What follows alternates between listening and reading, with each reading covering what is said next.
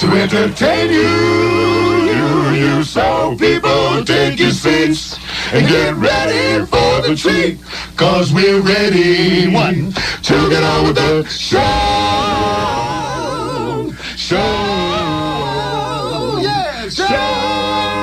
Now to get on with the show. Yeah.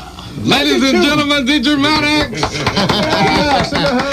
Look here, let me tell you something, man. Like, it is absolutely a DJ's dream to sit in a studio with a group like the Dramatics and hear you guys tune up for a tune. And you come on the radio and you hit that bad boy like you've been singing it together ever since day one. I do mean day one. It's the reality to see that you be the greatest that ever did it. Yeah, no, Mo, you strong, man. Let me tell you this, man. And man, this is about the Dramatics now. I know it's about Dramatics and you and all your fans and listeners. But let's just say this the way it is. You put the call out, because you know usually we come one at a time. Well, we came together tonight. Lord has blessed us to be together tonight. And for Detroit, and for all the metropolitan area, for all your listeners, we came to do it for a reason. Yes, sir. Tonight we're going to serve you with great music, not only from Dramatics, but all the songs and the artists that we love. It's going to be about the Dramatics for a long time. Man, for a long time. Hey, man, for a long time. It's going to be about the Dramatics. Well, it's really been a blessing, man. I swear to you, man. Thank you, Mojo. You got that mojo working, bro. L.J. Reynolds. Yeah. Yes.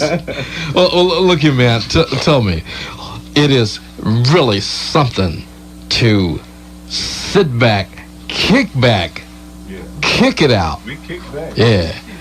Have a dream.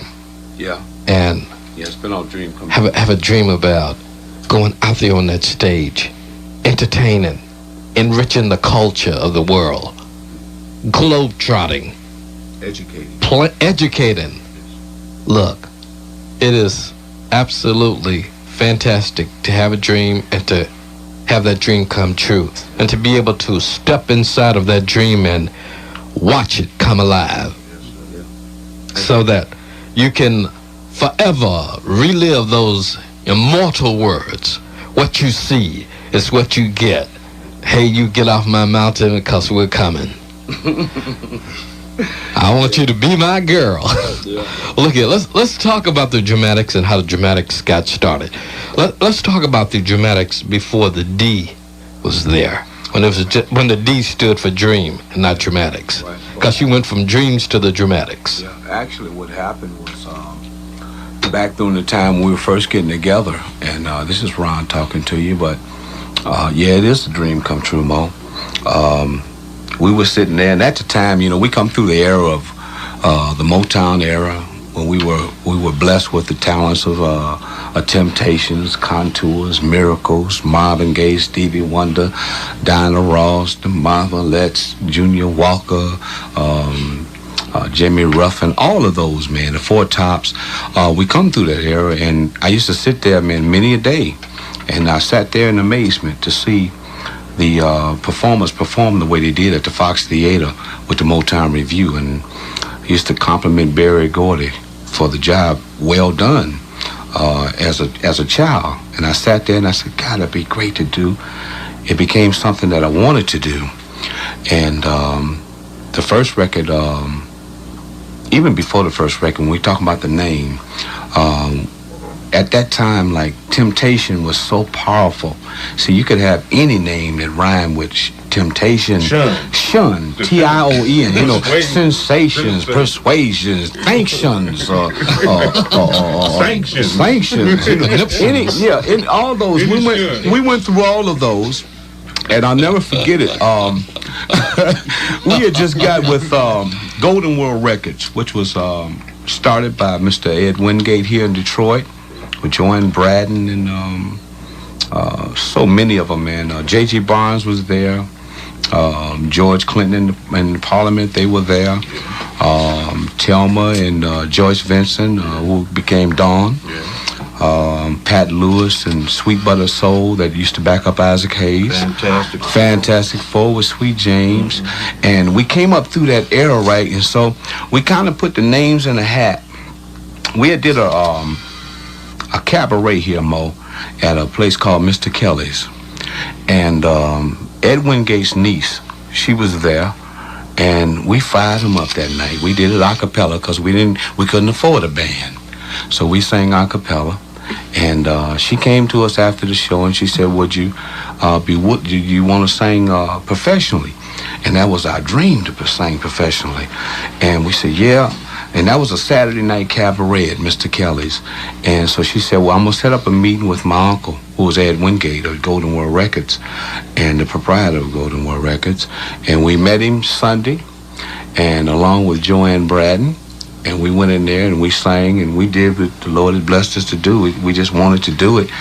And he looked at us, he said, I want you to get your mothers and fathers together and we're going to meet tomorrow evening and we're going to see if we can't put a contract together for you boys. And that's just the way, really, our dream started. We put a bunch of names in a hat and everybody picked and we drew, and Squirrel, best shake in the world, Larry Demps, right off of Fleming over there in Coney Gardens area, my personal friend, and I will always love you, Squirrel. He pulled the right one that day, and it came out, it said dramatics.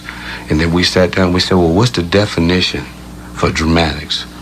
And we said it's drama with music.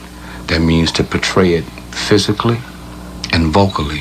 Acting in rhythm. Acting in rhythm, the dramatics. And that was the beginning of the dramatics, Mo. Tell me about that first stage appearance. when the sign went up on the marquee, you drove up and you saw that sign up there. You walked in backstage. You knew you were about to be called to be next, to walk out there on that stage for the first time. What was that moment like? That moment was truly a fulfilling moment. And even when they ask us, even today, about how good is it to hear the music that we've recorded over 20 years and shared with the public, it's a great feeling. It's a feeling of accomplishment. And like I would tell any young artist, even today, never let them tell you no. Because we got turned down the first time we went in and interviewed at Motown Records. And they had 70 artists on the roster at the time. And they said, well, you guys come back. And we ended up signing with Stax Records. But I would never forget it. We had cut What You See Is What You Get. And Squirrel and myself, we had went to Cobo Hall. And James Brown was the headliner. And I think the Shy-Lights were on the show. A couple other entertainers were on the show. But James was on stage. James slid across the stage to the right. And the people said, yeah. And I looked at Squirrel, I said, man, wouldn't it be great if What You See, What You Get was a million seller for us? And then James slid back across to the left. And the people went crazy again. And he looked at me and said, yeah, and we could sing with James Brown, and we could go on tour with James Brown. Well, tell you how powerful the Lord is, and how powerful being determined to be successful in what you do. Well, that was in May 1971. Well, August 22nd of that same year, 1971, What You See Is What You Get was proclaimed a million seller, and we started working with James Brown in San Antonio, Texas. And guess who presented us the gold record? Who? James Brown. The Godfather. So, fantastic. So when we speak of dreams, truly believe this. It's great to dream. It's great to think that you can be somebody. But it's most important to display yourself and put yourself in the position to be able to live a dream. A dream come true is remarkable, and it is a blessing, Mo. And as we go, we went on a hiatus from 1982 through 87, and we call it a hiatus other than breaking up because we never left one another spiritually or in a positive state for Dramatics, because we always believed in ourselves. We had just got off into the business and to the industry, and everybody had kind of grown in their own ways, and there was other things that we wanted to exploit. And then we really got tired of, we were kind of frustrated in the early 80s because we were not given our due as far as we were concerned, because we had worked very hard, and they would try to, they didn't want to pay us what we thought we were worth. We went through a lot of trying times, of trial and tribulation. Mental agony. Let's say it, mental agony, whatever you want to call it. But we went through a hiatus, and we just decided before we started getting in one another's throats, let's just go on and disperse this for right now. But we kept in communication with each other, and that's why we call it a hiatus for the Dramatics. 1982 to 1987. Then we got back together in 1987, and we did a reunion tour and an album that featured the single One Love Ago. And much to our amazement, and I've got to say it this way, because much to our amazement, as we traveled and went on tour nationally and internationally and domestically, the receptance and the crowd response, I will never forget it. I forget what show. I think we played here at the Premier Center there. And when the first time that we came back to Detroit, and we went back into the dressing room, and it was the first show was over. And man, we had a ball. And the people were just, perfect as far as supporting the artists.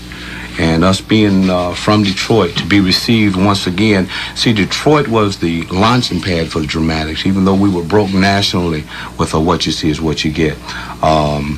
To see the people at home receive you once again, the way that they received us from the beginning and the conception of Dramatics in 1971, to see them do the same and give us the same response and the same support in 87. Man, we sat there between shows and we looked at each other, we said, hey man, maybe this is what we're supposed to do. Okay? And since then, man, I really, man, when we go to the show now, I can't wait till they sit down. Because as soon as they sit down, I know I can go to work. I can start entertaining. Look, I think that a lot of people would join me in saying this. The Dramatics, ever since I've been in the city, collectively and individually, you've been one of the most approachable groups. You've been superstars, and you knew it, and the public knew it, but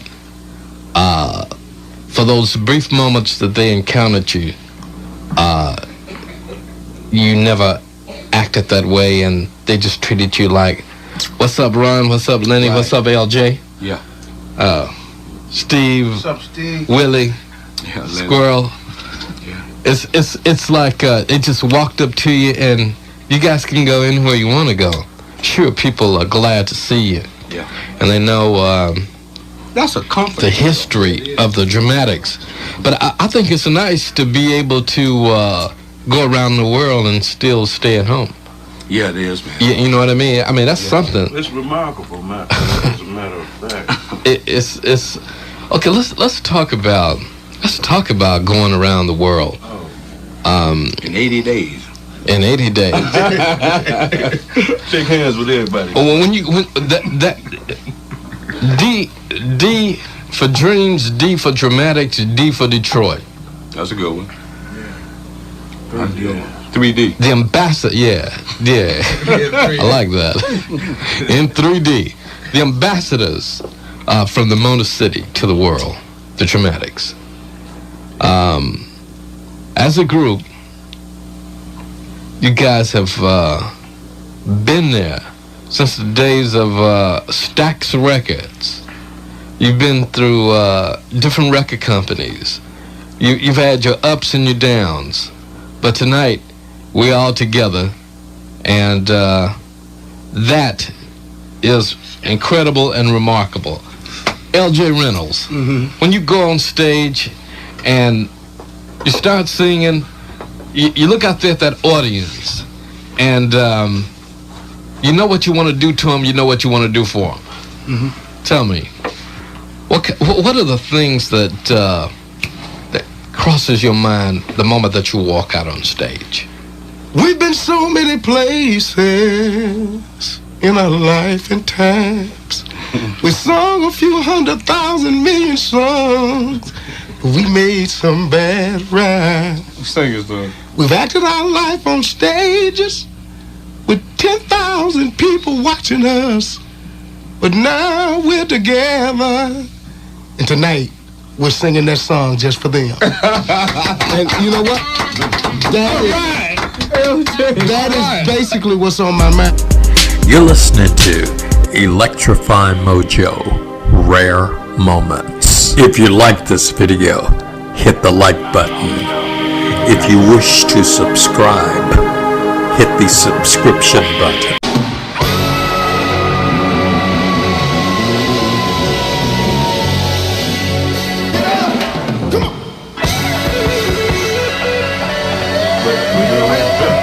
We are here to entertain you. So people, take your seats and get ready for the treat, 'cause we're ready.